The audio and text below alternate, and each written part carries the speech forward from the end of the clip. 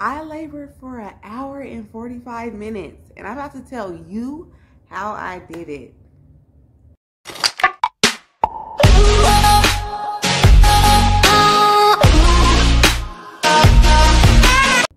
Hey moms, welcome to Juby Mama. On this channel, we help moms to have a happy, healthy pregnancy that leads to a non-invasive birth. Today, I'm going to be telling you guys how I had a quick and easy birth and these quick 7 steps to let you know that you can do it too. First baby, I was only in labor for an hour and 45 minutes. And then with my second baby, I was only in labor for 54 minutes. And I'm going to tell you how I did that today. So let's talk about step number 1. Step number 1 is chiropractic. Chiropractic is really good for the body when you are pregnant. And the reason why is because when your pelvis is in alignment, the baby can get into the best position that the baby can be, which makes it easier for the baby to come out. If you can find a chiropractor in your neighborhood, I would suggest that you go see him or her. Because step number 2, I would say, is walking. If you cannot go get a chiropractic adjustment, that is okay.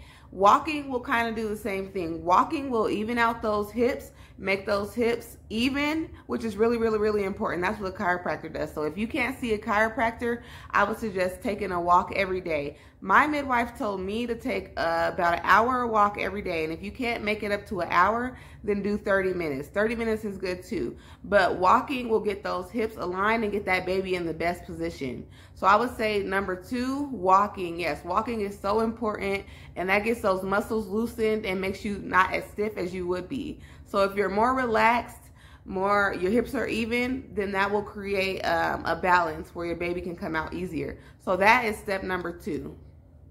So step number 3 is, oh, that's 6, but 3 is exercising. Exercising is really important in pregnancy too. And if you can't exercise, go back to step number 2, and that's walking. So walking includes exercising as well. But if you want to push yourself a little bit more, you can do low impact exercises. You can do hip lunges, you can do squats are really good. I would say some upper body exercising too, but sweating it out really gets your body pumping, moving and going, and it also helps your body to relax. If you have watched this video up to this point, I just want to thank you so much. Comment and let me know if you've done any chiropractic adjustments, or if you walked, or if you exercised, and if that made your birth easier. Let me know in the comment section. But anyway, coming in with step number 4. Step number 4 is red raspberry leaf tea.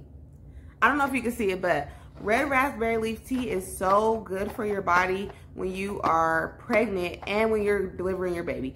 And the reason why is because what raspberry leaf tea does is it strengthens your uterus. So when you have a really good uterus, your baby is able to be in the right position, and also your uterus is going to be stronger and make harder contractions when you're pushing out your baby. And that's what you want. Like in pregnancy, you want to really work on strengthening your uterus, and this stuff, this tea, really strengthens your uterus so that you can have strong contractions. It just like evens out your uterus. It makes it strong. It makes it powerful. So when you are pushing that baby out, your contractions are strong, and it's really pushing that baby out. You know, like some people experience really like soft contractions, you know, they're not really powerful and their labor is not really progressing. And that's because their uterus was not toned in the correct way. So the way that you can really tone your uterus and get that thing to be effective is to drink that red raspberry leaf tea in the morning, and then I'll drink it at nighttime. And I even bought this thing from the store, this big container that I use too. I put it in my fridge. I boil like a whole bunch of the tea, and then I put it in my fridge, and I just drink some of that all day, every day. And I started drinking it in the 2nd trimester. You don't want to drink the tea in the 1st trimester, because if you drink the tea in the 1st trimester, you don't want your like uterus like getting tightened and stuff. You just want it to be kind of relaxed. So I would say start using the second trimester. And if you feel like more round ligament pain or you start to feel Braxton Hicks, I would say just drink it 1 time a day. But since my body is used to it, I drink it twice a day until I give birth, until the day that I give birth. So yes, that is number 4. So coming in with step number 5. Step number 5 is dates. Dates. And I'm not talking about going on dates with your significant other. I'm talking about the fruit, the date. So if you are eating those dates, I usually start to eat the dates in the last month, in the last trimester, like in the last month of pregnancy. I start to eat 6 dates a day, which helps soften your cervix. So, you know, you have to get that cervix softened before you can push the baby out. So when you're eating those dates, it softens up that cervix and it helps you to dilate faster and be able to push your baby out. And also dates give you energy. So you need energy, a lot of energy when you are pushing that baby out and giving birth. If you don't have energy, you're going to be wiped out. You're going to be done. You know, your labor is going to go slower and slower and slower. But if you eat those dates give you energy, and you can look this up. They give you tons and tons of energy. So I had tons of energy when I was pushing out my baby, which helped me to breathe and, you know, be aware of my surroundings. So eat those dates, y'all. 6 dates a day in the last trimester, and mostly in the last month is when I really got serious and started really eating 6 a day. And I just ate them regularly, and I put them in my smoothie too when I didn't feel like just eating them regularly, because they're really sweet. But if you have like diabetes or preeclampsia, I would say stay away from dates, because dates are also high in sugar.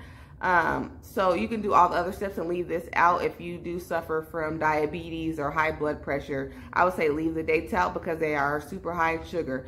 But if you have a normal blood sugar, I would say eat those dates. They're good for you. They have tons of nutrients and they will get the job done, and you will push that baby out. All right. So coming in with step number 6, and this is the last one. And this one is probably the most important one. That's why I saved it for the last step. And the last step is your mindset. You have to have a really strong mindset if you want to have a quick, fast, easy delivery. If you know in your heart that you are designed to push this baby out, to push your baby out, and you know in your mind that you can do this, and God created you to do this, you could do anything. Like, it makes it so much faster, it makes it so much easier, because when your mind is relaxed and you are at ease and you are peaceful and you are calm and you know that you can do this, that makes such a huge difference. And that's how I was with both of my babies. And let me tell y'all something. I struggle with anxiety, okay? I struggle with anxiety and I struggle with fear and stuff because of my past. But when I tell you that because of the knowledge that I had about my body and what my body is able to do, I literally had no fear. And it's still kind of weird to think about it, because going into labor, I know like that's a huge factor in why people's delivery takes so long, or, you know, them having the baby takes so long, because they're so fearful. And fearful makes your body, like being fearful makes your body tighten up. You know, you get tense and stuff. And if your muscles are tense, then you will not be able to relax, and the baby won't be able to slip out of that canal fast.